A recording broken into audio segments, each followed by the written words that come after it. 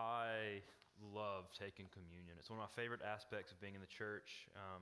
One of my favorite theologians, a man named John Calvin, loved it so much, he actually tried to get his church to do it every single day. And they were like, all right, let's settle in every week. We can't do every day.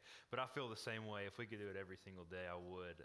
Paul in 1 Corinthians 11 was talking about the Lord's Supper. And he says, every time you eat the bread and you take the cup, you proclaim the Lord's death until he comes again. And so what we just did as a body was proclaiming that Jesus died on the cross, and we will continue to do that until the glorious day when he comes again. But happy Father's Day to all the fathers in our congregation and on Facebook. We are grateful for you, and the Lord has instituted the role of the father as a strong leader and a servant husband and a servant to his children, and we are grateful for you all. And today we finally come to the conclusion of Ruth, part 3, redemption. Last week we saw Ruth go glean the fields that she might have something to eat. And today we'll see how everything's leading up to one final ultimate moment that's really shocking, especially if you're not familiar with the story. So we're in the book of Ruth again. That's between Judges and 1 Samuel. If you're still turning there, I'll give you a moment. We're going to be in Ruth chapter 3, verse 10, and then we're going to go to the end of the book, at the end of chapter 4. So finally, we're here at the end. Ruth was gleaning in the fields, as we remember. We remember that there was this law that allowed the poor and the foreigner to go out into the fields and kind of pick over what had been left. That way no one was left without food. People could be taken care of. We remember that my Bible, specifically my translation, said that Ruth happened to walk into a certain part of the field belonging to Boaz. And I told you that I don't think, and the Bible really doesn't seem to think, that anything just happens by chance, but that God works everything together for his good. We remember that Boaz took notice of Ruth, and he asked his fellow workers, who is this woman? And they kind of gave him an overview of what Ruth had done and what she had been through. Boaz brings Ruth to himself and blesses her and says, you can glean my fields. I've told my men to look out for you and to protect you. We remember that would have been life-changing for Ruth because she had a secure place that she could continue to get food. And then we remember also that Naomi, Ruth's mother-in-law, after Ruth tells her all that had happened, Naomi said, wait a minute, I have a plan. Boaz is my kinsman redeemer. And we remember the kinsman redeemer idea. The kinsman redeemer was another part of the Jewish law that said that if there was a close male relative, and let's say a husband died, that close male relative had the opportunity to redeem her, to marry her, and to continue his brother or his cousin or his relative's family line. So Naomi knows Boaz is one of her kinsmen redeemers. She hatches this plan for Ruth to go ask Boaz to redeem her. And we remember that Boaz was out threshing, and he was throwing the grain up into the air, like I said, the barley, and the wind was blowing the chaff away.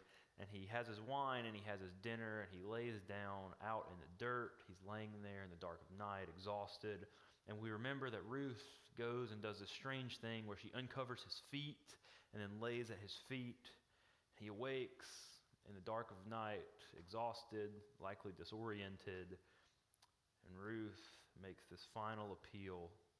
In chapter 3, verse 9, she says, I am Ruth, your servant. Spread your wings over me, for you are a redeemer. Today we'll see the final of our 3 R's. 2 weeks ago, we saw that Ruth and Naomi were ruined. They had lost everything. Last week, we saw the way that Ruth and Naomi were going to be restored in Boaz. And today, we will see how God took all of these things and redeemed both Ruth and Naomi, and also how he redeems us today. Let's pray together. Father, we are grateful for you. Father, we know that you love us, and that you love us so much, in fact, that you sent Christ, God the Son, the second person of the Trinity, to live a perfect life, fully God and fully man, and to die a sinner's death on the cross. And because of that, we do take communion. We remember and proclaim the death of the Lord until he returns. Father, we thank you for the redemption that is found in the blood of Jesus Christ. Go with us. May my words fall and be blown away like that chaff. But let your words fall on the hearts of your people, and let us be receptive to what you're saying. Be with us. Go before us. Let us have minds of unity all on Christ. Amen. So last week we ended on yet another cliffhanger. Like I said, Ruth has gone to Boaz in the dark of night and has made this request, this proposal, as it were. And I'm glad that you all made it back to see how the story finally ends. So like I said, Ruth has just made this huge request to Boaz in the dark of night, probably a request that would change both of their lives. You know, this man that was single that we know of, this woman whose husband has passed away, who has moved to a different land, who has gone out in the fields to glean along the edges. This landowner's taken notice of her. All of these things have happened, and this request would change both of their lives. So how does Boaz respond? In the dark of night, exhausted, dirty, outside, awakes to find this woman laying at his feet, and she makes this marriage proposal. And what does he say? This is Ruth chapter 3, verse 10. And Boaz said, "May you be blessed by the Lord, my daughter. You have made this last hesed. You have made this last kindness greater than the first, in that you have not gone after young men, whether poor or rich. And now, my daughter, do not fear. I will do for you all that you ask, for all my fellow townsmen know that you are a worthy woman. And now it is true that I am a redeemer, yet there is a redeemer nearer than I. Remain tonight, and in the morning, if he will redeem you, good, let him do it. But if he's not willing to redeem you, then as the Lord lives, I will redeem you. Lie down until the morning." So how does Boaz respond? Boaz responds with gratitude. He responds by blessing Ruth and thanking her for her hesed, for her loving kindness towards him. That seems like the exact opposite response, at least that I was expecting. You know, a woman comes to him in the middle of the night, wakes him up, asks him to essentially protect her, to redeem her, to make sure she's set up for life. And instead of taking a posture of arrogance or of pride or of dominance, he takes a posture of humility and says, "Thank you." Because he says here, "You could have gone after any of my handsome young workers, whether rich, whether poor, but instead, you came after me." You see, Ruth was poor and downtrodden, but Boaz had power and wealth. So it was like Boaz would be doing Ruth a favor almost. You know, that's the way our minds work, but that's not the way Boaz saw it. Instead, Boaz thanks her for how kind she was in choosing him. Again, we see God's perfect plan falling into place, just as it has throughout this whole story. See, Ruth was a young woman. We know that she was younger than Boaz and Naomi, and she was a young woman that probably could have chosen a younger and more handsome man to marry. Instead, Ruth goes after her kinsman redeemer. And that shows us that it's not just about the money aspect. It's not just about Ruth wanting money, because he says here, she could have gone after a younger man that was rich, and he would have taken care of her and set her up for life. But instead, she goes after, she goes after the old man. She goes after Boaz, and he blesses her, and he thanks her again. The final time it's used in Ruth, for her hesed, for her loving kindness. So just as we've already seen, Boaz shows us again here that he is a man of strong, righteous character. He tells Ruth that he will redeem her, but he's also very honest with her. And he says that there's another person that is closer to Naomi, and he actually has a legal right to redemption. I call this a yes, but. You know, I feel like we've all heard yes, but answers. I was trying to think of an illustration here, and I was like, you know, you ask a girl in high school out to the prom, and then you hear yes, but. Your heart exalts when you hear the yes, and then it falls when you hear the but. Yes, but my dad's going to chaperone and ride in the car with us. You know what I'm saying? Or, yes, but my little brother has to tag along. Anything like that. So Ruth goes to Boaz and says, will you redeem me? Will you marry me? And he says, yes, but. I try to imagine if I would have gone up on that mountain ready to propose to Victoria, and I would have gotten on the knee and had the ring, and she'd have said, yes, but. Think about that, how that would have made me feel, how that would have made you feel. Yes, but. You know, that I can only imagine that Ruth's heart sank when he said, yes, but there's another. Had to have been bad news, because at this juncture, it could have been the end of it all. You know, Ruth wanted Boaz. Ruth desired that Boaz would cover her and redeemed her. She had a genuine desire for Boaz, but it actually shows that Boaz is such a righteous man that he's not willing to break the law just to get what he wants. You know, he loves Ruth. I think we can really see that he really cares about her and wants to redeem her, but he's such a righteous man that he says, I'm happy to do that, but we have to do this the way the law allows. And so he says, stay here. I'm going to go to this man who has the legal right to redemption. So this kind of would have been like, Naomi might have had a first cousin in town, and Boaz was her second cousin. He says, I'm happy to do it, and I can do it, but this man has the kind of first dibs on the right to redemption. And so he shows that he's not willing to break the law just to get what he personally wants. His character, his strong character, is on display, and it continues to be on display because he wants to protect Ruth's honor. So if we continue to go down, this is chapter 3, verse 14. It says, so she, Ruth, lay at his feet until the morning, but she arose before anyone could recognize another. And he said, let it not be known that the woman came to the threshing floor. And he said, bring the garment that you are wearing and hold it out. So she held it out, and he measured out 6 measures of barley and put it on her. Then she went into the city. When she came to her mother-in-law, she said, how did you fare, my daughter? Then she told her all that the man had done for her. Boaz wants to protect Ruth's honor, so he makes sure that she does not leave empty-handed.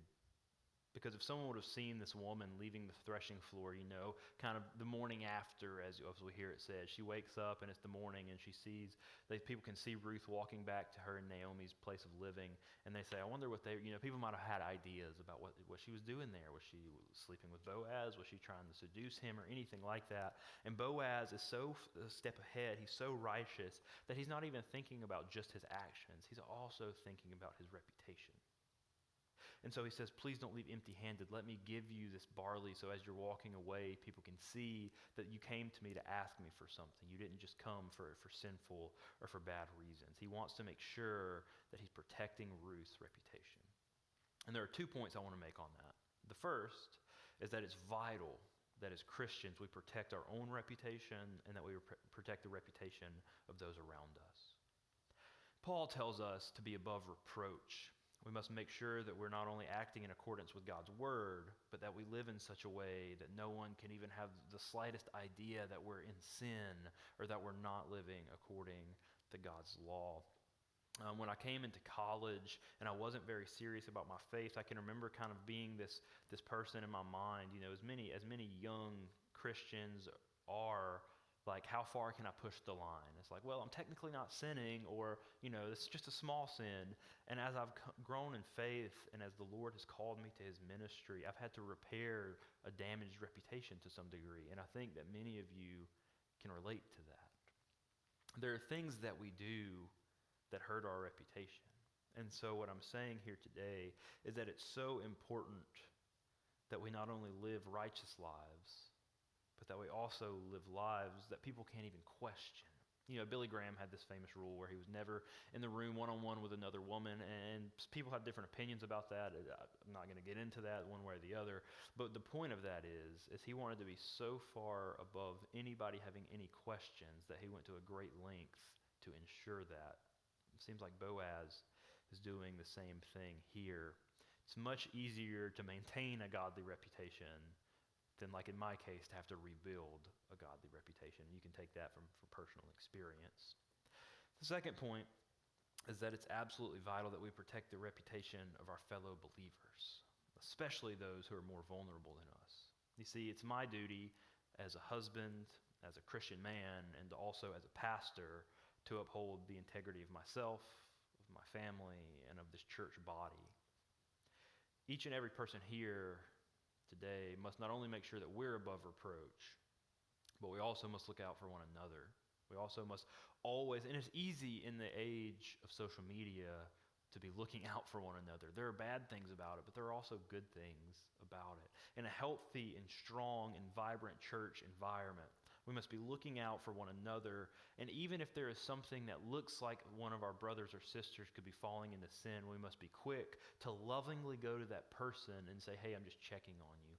Not judgmentally, not as I'm better than you, not as a Bible thumper, but as a genuine loving person that is looking out for the reputation of your Christian brother and sister, and in our case, for Celebration Church. Because when we go out into the world, if you're a member of this church, you not only represent your family and your name, but you also represent the name of this church, and you also represent the name of Jesus Christ. So in everything that we do, we must constantly know and be aware and cognizant that everything we do is either affecting our reputation for the worse or for the better. And our reputation is not just for us, but it's for this church, for our families, and for God. So it's also interesting in verse 17, he says, these 6 measures of barley, Ruth is talking to Naomi, and she says, these 6 measures of barley he gave to me, for he said to me, you must not go back empty-handed to your mother-in-law. So Boaz tells Ruth that she must not go back empty-handed. You know, like I said, he gives her the barley so that she goes back with something. But the actual language in Hebrew is actually written in an exact way to go opposite of chapter 1, verse 20. And so back in Ruth chapter 1, verse 20, Naomi has come to Judah and she says, do not call me Naomi, call me Marah, for the Almighty has dealt very bitter with me. And then in 21, Naomi says, I went away full and the Lord has brought me back empty. It's the same language that we see in 3:17 flipped on its head. Ruth went to Boaz empty-handed and he sent her away full. Naomi laments that the Lord emptied her. Ruth praises that Boaz fulfilled her. Whereas we were once empty, God has filled us. When we feel empty, God in his own time does what he does in his perfect providence to make us whole and fulfilled again. He never lets us go without what we need. Even when we feel like God has taken everything from us, as I'm sure Naomi and Ruth felt, he will fill us again when the time is right. My mom, growing up, single mom for most of my childhood. My parents divorced when I was 5, and she didn't remarry until I was in high school. So for a big chunk of my childhood, it was just my mom, me, and my little brother. And so often we were financially really hard off. For a lot of my childhood, we were very poor and really struggled to get by, but my mom made sure that we knew, and she said these 2 words, and I'm sure you heard them. She said, Jehovah Jireh, God provides. The Lord provides. And I can attest to that each and every time in my childhood that we thought we would do without, somehow the Lord provided. Now, as a young married couple, I'm sure you've all been there. You know, we're not just super wealthy. We're not just giving money away. But every time there's a need, the Lord provides. And of course, this doesn't mean that we're going to be prosperous as the world sees it. We reject the prosperity gospel. That doesn't mean that, I'm like, oh God, give me $500. I'd like a new whatever. And he gives it to me. That's not what that means at all. Actually, on the other hand of that, Christians throughout history have died brutal deaths because of their faith. Every one of the apostles, except for one of them, was martyred pretty brutally. I mean, people were impaled and hung upside down and boiled in hot water. There were a lot of very, very bad deaths. So I'm not saying that if you just pray to God, he's going to give you exactly what you want in your heart. But what I am saying is that God's plan to fill us is perfect, even when we don't see it. God planned for John the Baptist to be beheaded. That's not prosperous. That's not what you're going to hear from some of these prosperity gospel preachers that, you just keep praying and you'll be beheaded for your faith. But that was in God's plan to bring many sons to glory. In the same way, we might not see exactly how God's plan is to fill us. And it might even lead us to what the world would call ruin. It might lead us to financial hardship. It might lead us to leave the comforts of our home and move to distant lands and to do hard things. And trust me, I'm not standing up here because I'm in it for the money. I'm sure you can tell that. I'm standing up here because God has called me to do this. And if it leads me to death, I hope and I pray that I'll be strong enough in my faith to say, take me. That's fine. Because I know that God's going to fulfill me. And our ultimate fulfillment, if you're in Christ today, our ultimate fulfillment comes when we hear the words of Jesus Christ say to us, well done, my good and faithful servant. That's how God fills us. So on this earth, God does provide for our temporal needs. He provides what we need. But the ultimate fulfillment comes after death. And so Boaz here is showing that when he gives Ruth these measures of barley and she brings them back to Naomi and she says to Naomi, I didn't come back empty-handed. The way God emptied us, he's now filling us. And so Naomi hears everything that's happened, what Boaz said, the yes but. And Naomi says, wait, my daughter, until you learn how the matter turns out. For this man will not rest, but he will settle the matter today. Naomi is sure, she has faith in Boaz that he's a good man, he's a solid man, he's a strong man, and he's going to do what he said he was going to do. She said, wait here, and let's just see how it goes. We can see Naomi starting to kind of come back to life, starting to gain faith back in God, saying, it's all going to work out. Let's just see how it goes. So we're moving into chapter 4, into the final chapter of the book of Ruth. Boaz goes and he finds the rightful redeemer. And he tells him that this relative of his, the wife of Elimelech, his cousin or brother or something, she's selling this parcel of land. Elimelech probably owned this small bit of land in Judah, and Naomi was selling it. And so it was the first right of the closest kin to buy that. And the rightful redeemer says, yeah, I want it. And as a reader, if you've never read this before, you're like, oh no, the plan is up, the jig is up, the plan is ruined. This man is going to redeem the land, and he's going to take Ruth, and we don't know what's going to happen. But then, Boaz, at the very end, says, oh, by the way, if you take this land, kind of a buy one, get one deal, you get this wife. And we don't know why he says it. We don't understand what the problem would be. But the rightful redeemer says, I don't want it. He says, I can't redeem it for myself. In Ruth 4, verse 6, it says, then the redeemer said, I cannot redeem it for myself, lest I impair my own inheritance. Take my right of redemption for yourself, for I cannot redeem it. He changes his mind. He says, I won't be the kinsman redeemer. You can have it. You can take it. And Boaz does.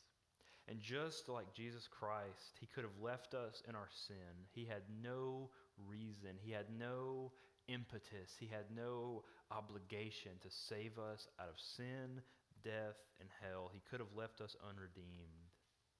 And yet he didn't.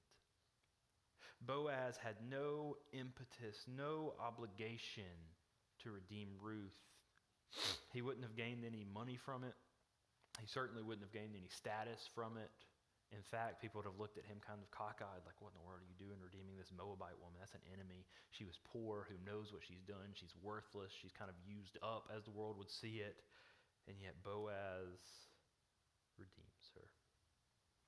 Here again, as we have seen the whole way through the book of Ruth, God uses his gracious providence to bring Ruth and Naomi to redemption. The rightful redeemer easily could have just said, yeah, I want it. Give it to me, And he could have taken the land, married Ruth, and treated her like a second-class citizen, or, kind of forgotten about her and Naomi and not treated them right. But instead, for some reason that we're not told, yet again, God ordained from the beginning of time that man would pass up the opportunity so Boaz could come in and operate as the kinsman redeemer. And I think that at every single turn here, the redemption story of Ruth and Naomi could have been derailed. Every single thing had to work out perfectly for them to come to this moment. If one thing would have happened differently, they would have stayed in their ruin, and they would have continued to struggle to survive. If there wouldn't have been a famine way at the beginning of the story, if there wouldn't have been a famine in Judah, then Naomi would have never moved to Moab. And if Naomi's husband hadn't have died, they would have never had a reason to be close, Ruth and Naomi. And if Ruth's husband would have never died, Ruth would not have had a reason to be loyal to Naomi. And if the famine hadn't lifted, then they couldn't have come back. And if she wasn't in the right place at the exact right time, gleaning the fields, and Boaz happened to see her, I'm telling you that every single point of this story had to work out exactly perfect for Boaz to notice Ruth and to redeem her. But God's mighty providence was on display at every turn, leading every character like chess pieces in the right place at the exact right time so that his plan would be accomplished. That's the point of today's message. Our God, he's powerful. Our God, he's all-knowing. As David always likes to say, there's not a maverick molecule in existence. Everything that ever has, does, or will occur occurs not only because God allows it, but because God ordains it.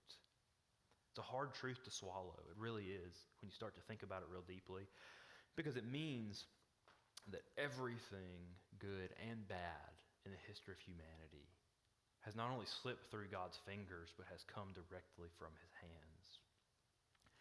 And I've met really strong Christian people, and this is where they get caught up. This is kind of their catch. This is where they're like, I just can't get over that. Like, COVID came from God's hand, or the Holocaust came from God's hand, 9/11 came from God's hand. How could a good God possibly let this happen?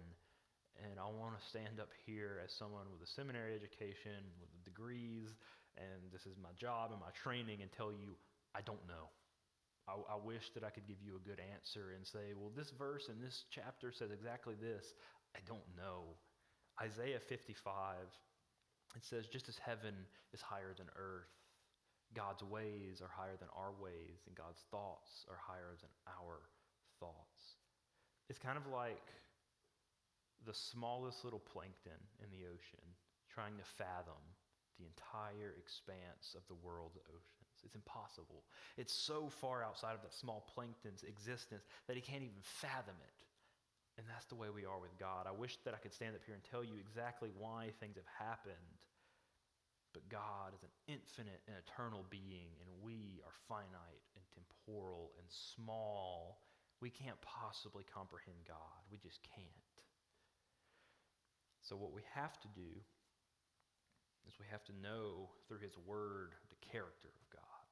Because we don't know why he does things, all we can do is know who he is. And because we see throughout Scripture from Genesis to Revelation that God is good and he loves his people and he works all things together for the good of those who love him, we have to remember that nothing happens by chance, but that God weaves these seemingly random strings together to accomplish his will. And of course, we might never, and probably will never, see a lot of this. Things happen and they seem random and they seem terrible.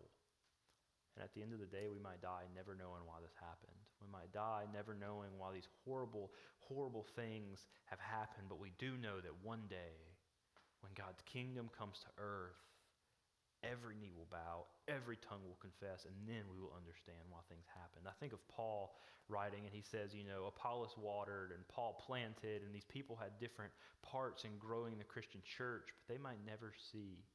There's the classic example of a conversation that you have today about Christ with a stranger or with someone that you know that's not a believer. 40 years down the road, they could come to Christ. And you'll never know it. You might be dead and gone. But that small seed you planted today could result in the salvation of someone long time from now. I think of my grandfather, his whole life preaching and planting these seeds. And when he passed away, people would come up to us that we never met and said, I heard his sermon preached. And 20 years later, I thought about that and got saved. And he would have never known anything about that. The amount of people he baptized and preached to, he just didn't have any idea what he was doing. And it's the same way with each and every one of us. So every single day, we just have to have faith in God to know that his plan will come to fruition, whether we see it or not. Because when Naomi was in Moab by herself and her husband and her sons had died, I'm certain that she wasn't like, oh, God's going to do it. God's going to redeem this and we're going to wind up okay. I'm sure, like each and every one of us, in her ruin, she thought, this is it. This is the end of me. And yet, God worked it all together. So then in Ruth chapter 4, starting in verse 7, Boaz and some of the rightful redeemer who had given up his right to redeem, they do this weird thing where he takes the sandal off and he hands it to the other guy. It's kind of like a business transaction. Of course, we don't know the details, but we just know that this was the kind of commonplace transactional details that they had to do to prove that this had happened, and they had witnesses that saw it, so there wasn't going to be any legal disputes or anything like that. And then the witnesses make two comparisons that one makes sense, and the other one I think we have to look a little bit deeper. First, and they say, may the Lord make Ruth like Leah and Rachel, who together built up the house of Israel. That's in verse number 11, Ruth 4:11.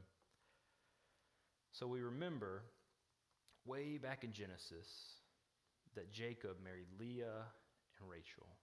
And remember, there was a lot of different things that happened. They were the daughters of Laban, and then Jacob got tricked, and he worked a long time, and then he wound up marrying both of them, and then Leah could conceive, and then Rachel couldn't, and then Rachel could, and there was this long story back in Genesis.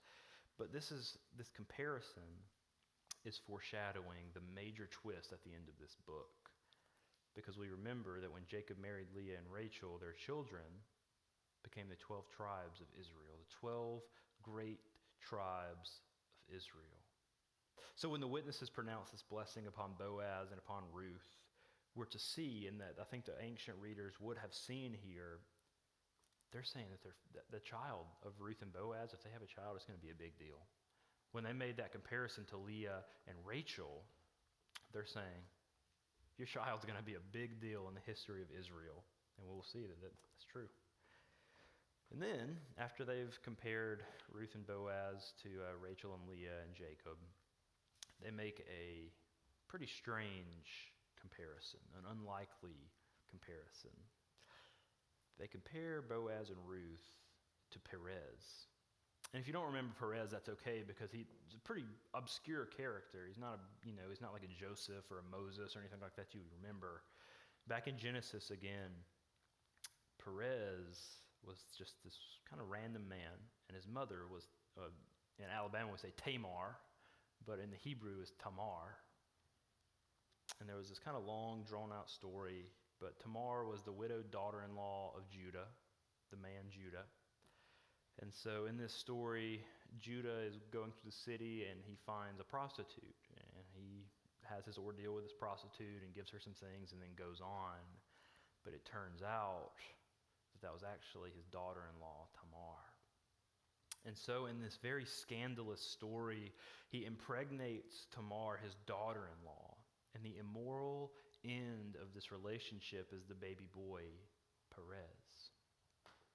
So it seems like an odd blessing at first that these people are like, oh, Boaz and Ruth, you're going to be like Perez, the offspring of this almost incestual prostitute relationship. But upon closer inspection, we actually find that Perez is Boaz's 4-time great-grandfather. And that Perez's mother, Tamar, she sought to be redeemed. If you look back in Genesis, Tamar went to her kinsman redeemer, and she asked for him to redeem her. This was before she had Perez, and he refused.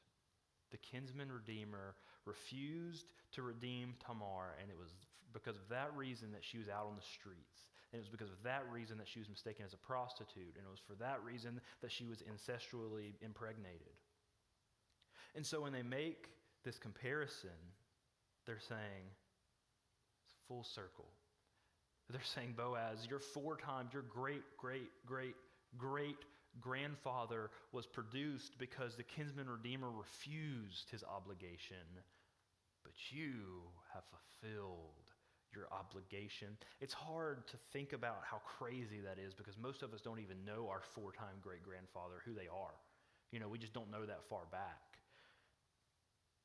But it's these people, these witnesses, when they bless Boaz and Ruth, they say, you're the result, a long time ago, of a failed redemption story, but you are bringing it full circle. And I don't have this in my notes, but the first thing that kind of comes to my mind on this Father's Day is there are so many children who don't have good fathers, who are the results of negative parenting, who have been kind of abused or have been fatherless and don't have that example. And I think of that when I think of this blessing. These people are saying, I know that your ancestors got it wrong, Boaz, but you, by the grace of God, you got it right. And I think as a little boy who didn't have a dad, something that kept me going was the Bible's story of redemption, of saying the generation before you might have missed it, but God has still given you the ability to get it right. And of course, I don't get it right because I'm good. I got it right to some degree, not all the way, obviously, because God was gracious to me and allowed me to do that. So that wasn't in my notes. That's just what came to mind as I was going through this just now. But the point of the Perez comparison is that Boaz completed a successful and godly redemption that was spanning generations. So finally, we come to the end of Ruth. Ruth and Boaz, they get married, and they have a little boy. And this is the point of the whole story. Everything leading up to this point was just preparing us for what was about to happen. I can't overstate the importance of that baby boy. This is why God brought Ruth to Naomi. This is why Naomi's family had to move to Moab and she had to lose her husband and her sons. This reason is why Ruth had to be in the exact right place at the exact right time. It's why Boaz had to redeem Ruth. It's why Boaz and Ruth had to be married for this little boy. You see, Ruth and Boaz had this little boy and they named him Obed. And Obed grew up, and Obed had a son, and he named his son Jesse.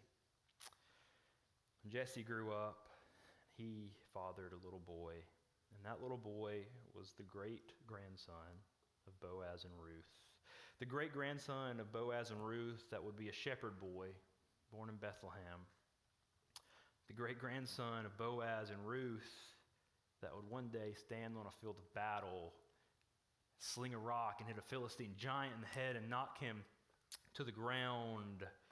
One day, the great-grandson of Boaz and Ruth would become the king of Judah, David. The little boy, the great-grandson of Ruth and Boaz, was King David. And a few weeks ago, I was telling Victoria in the car how this series on Ruth was going to end. I was like, this is the big plot twist ending, that Ruth would become the great-grandmother of David. And if you know Victoria, you can picture this in the sweetest and the most innocent way possible. She looked over at me a little bit disappointed, and she's like, so? What does that mean? So what? And so I kind of just assumed I was more excited about it than she was, and so I failed at explaining it well. So let me explain it to you well, why that's such a big deal. You see, Ruth, the subject of our study for almost a month now, the woman that was ruined. She had no worth that society gave her. She was in the direct lineage of the most famous king in the history of the world. There is no political figure that is as famous as King David. He is attested to not only in the Bible, but we have many, many documents outside of the scriptures that attest to the truth of King David. But even more importantly than that, you remember the lineage that we get in Matthew chapter 1, David is a direct ancestor of our Lord Jesus Christ. And that's the reason that this is the ultimate redemption. And I think it's one of the most beautiful pictures of Hesed, of loving kindness in all of the scriptures. God took what was broken, what was worthless, and what was ruined. And from that brokenness and that ruin, many, many years later, he raised up Jesus Christ, the perfect man, fully God, to take on the sins of the world and to save mankind. That's the point of Ruth. That's every single thing that happens in the story is getting to that point. I always say all of Scripture, the Old Testament points forward, the New Testament after the Gospels points backwards to the central figure, Jesus Christ, and that's what this is doing. Ruth is working its way to point to David, which points to Christ. You see, God takes our sins, and he takes our hurt, and he takes our pain, and God takes our brokenness, and God takes our worry, and he takes our secret problems and our hidden shames. Just like he did with Ruth, God takes our ruin and he restores it. And he takes our restoration and he redeems us. He takes us out of our worthlessness and he puts us in a royal family, his very own family. And in the story of Ruth, we see Boaz as a kinsman redeemer. He redeems Ruth for no other reason than grace. And he took her as his very own. And around 46 generations later, and I know that's a lot, that's almost unfathomable for us to imagine, 46 generations spanning thousands of years, around 46 generations later, Boaz's far down the line ancestor, Jesus, the son of Mary, would come to earth. And just like Boaz closed the circle of redemption spanning back to Perez and Tamar, Jesus would come and be the true and better kinsman redeemer. Because we know that Boaz was a human, so he was sinful. He had natural sin in his heart. But Jesus, the perfect, sinless kinsman redeemer. Jesus Christ, God the Son, he came to earth to live a perfect life, to die a brutal and a gruesome death on the cross. And we know that he rose again on the third day and ascended into heaven, where he resides right now with God the Father. And on this very day, right now, in this very moment, just like Boaz redeemed the ruined Ruth, God redeems the ruined Brady, Victoria, Tyler, Celebration Church. He redeems the ruined. He takes us out of our lostness. He takes us out of our poor and starving soul, and he redeems it because he loves us. He gives us a new heart made of flesh, and just like Boaz took Ruth into the center of his field, God takes us and secures an eternal inheritance for us. He takes us in our ruin. He restores us. He takes a restoration, and he redeems us for eternal life. This is the gospel of grace. This is the gospel of Jesus Christ. So today, on this day, the 20th of June, 2021, I exhort you, I commend you, I plead with you, we must walk in redemption. We don't need to just be Boaz. We need to be Ruth and Boaz.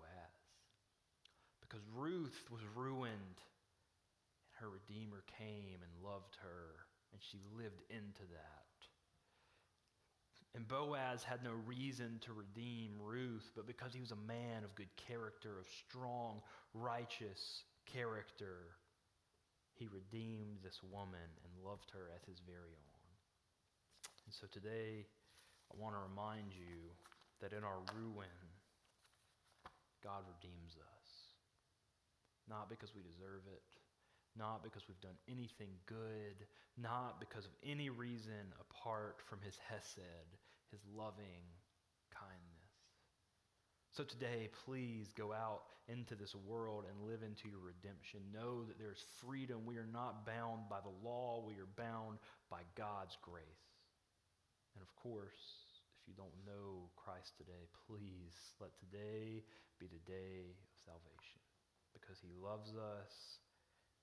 And on that day of final and ultimate redemption, when I get to the gate and I hear the words of the Lord, "Well done, my good and faithful servant," I will know that I've been utterly and eternally redeemed. Join me in that security if you don't already have it today. Let's pray together. Father, thank you for redeeming us. Thank you for sending Jesus Christ to be the ultimate and perfect kinsman redeemer, for loving us so much that you sent your son to die, for giving us this great story of Ruth and Boaz, this beautiful picture of love, ruin, and loss, and ultimate redemption. That at the very end of it all, we see that Ruth and Boaz, even though they were ruined, even though there was hardship, and even though, just like so many people in Scripture, no one would have expected it, you used them to continue the line that would eventually result in Jesus Christ. Father, we know that you are provident. We know that you are holy and that you are good. Lord, let us today live in redemption.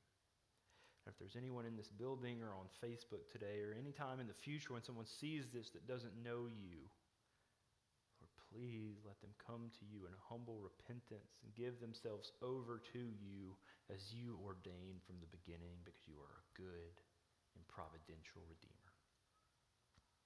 Lord, be with us, and as always, keep our minds on Calvary's cross and on the resurrection of Christ, because it is there that we are totally, finally redeemed. Just like I said, at the end of this life, may every person in this room today and that ever hears this message hear your words, "Well done, my good, faithful servant."